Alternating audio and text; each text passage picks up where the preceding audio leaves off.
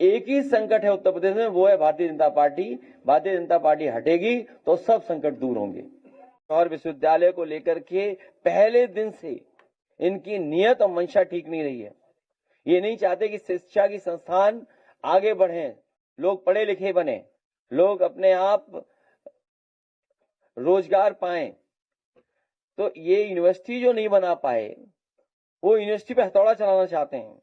जो लोग ये दावा करते हैं कि विश्व गुरु और $1 ट्रिलियन की इकोनॉमी बना देंगे,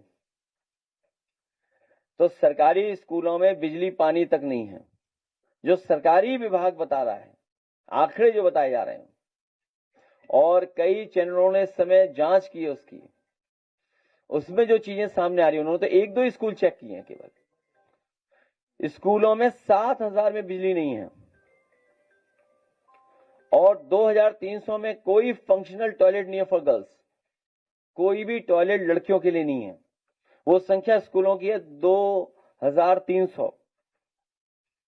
जिसमें पानी पीने को नहीं है वो 576 स्कूल हैं,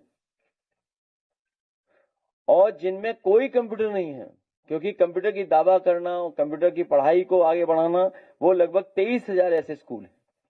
नीट परीक्षा के साथ साथ कई परीक्षाओं का पेपर लीक हुए हैं, और उत्तर प्रदेश वो प्रदेश है जहां सबसे ज्यादा पेपर लीक हुए हैं। और जो लोग कहते थे कि बेटी बचाओ बेटी पढ़ाओ, उन्होंने सोचो बेटियों के साथ क्या व्यवहार किया, और केवल किया नहीं, पुलिस से करवाया व्यवहार। और आज भी कर रहे हैं ये लोग, आज भी अन्याय करने के लिए उनकी जो फौज है वो तैयार है।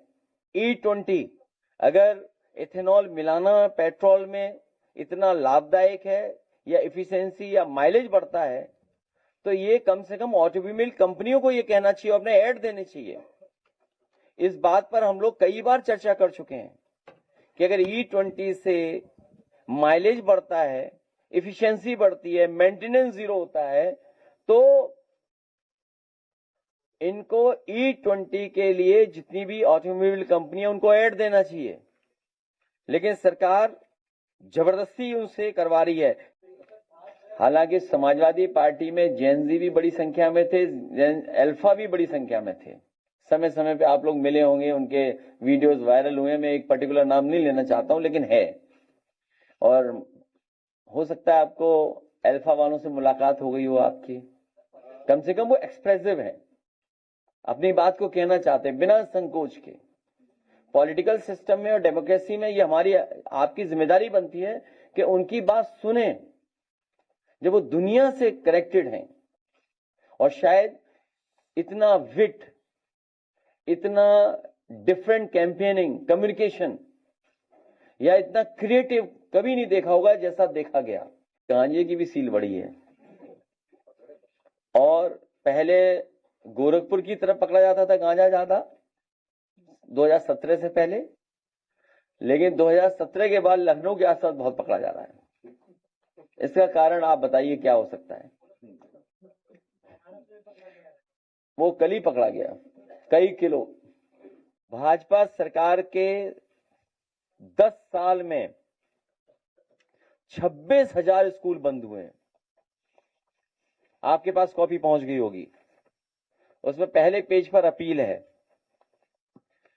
और कुल सरकारी स्कूल जो बंद हुए हैं और मर्जर के नाम पर जो बंद हुए हैं वो 26,386 हैं। कुल बच्चों का नामांकन जो घटा है, जो एनरोलमेंट बढ़ा है, वो 28 लाख के लगभग है, जिसमें पीडीए, ओबीसी, एससी, एसटी के जो बच्चे हैं वो 25 लाख हैं। बेटियों का जो नामांकन कटा है वो 16 लाख है। सरकारी प्राइमरी शिक्षकों की संख्या घटी है, वो 62,000 है। केवल स्कूल बंद होने से बच्चों की पढ़ाई नहीं छूट रही है, बेटियों की पढ़ाई नहीं छूट रही, साथ ही साथ ये नौकरी नहीं देना चाहते, सरकारी नौकरियां खत्म कर रहे हैं। तो सरकारी प्राइमरी शिक्षकों की संख्या जो घटी है वो 62,465 घटी है। कक्षा 1 से 8 तक के शिक्षकों की स्वीकृत पद 1,40,00,000 कम हुए हैं, 1,40,000 कम हुए हैं। शिक्षकों के पद खाली जो पड़े हैं वो 81,000 हैं। तभी डॉक्टर राम मनोहर लोहिया, नेताजी, हम सब लोग रामायण मेला कराते थे। रामायण मेला का बजट होता था चित्रकूट में और अयोध्या में।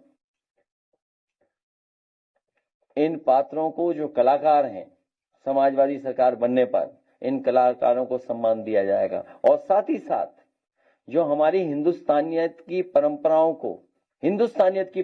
को जो बढ़ावा देते हैं, जो भाईचारा, जो बंधु राष्ट्र बनाने के पक्ष में है, ऐसे कलाकार और ऐसे लोग, बुद्धिजीवी कोई भी होगा, उन्हें हम लोग सम्मान राशि से जोड़ने का काम करेंगे।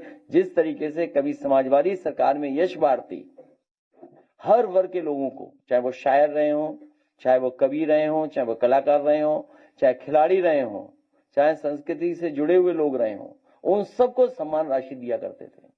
भविष्य में हमारी हिंदुस्तानियत तहजीब को बढ़ाने के लिए, उन परंपराओं को बढ़ाने के लिए अगर हमें सम्मान राशि तय करनी पड़ेगी तो इन कलाकारों के साथ उनको भी सम्मान राशि देने का काम करेंगे।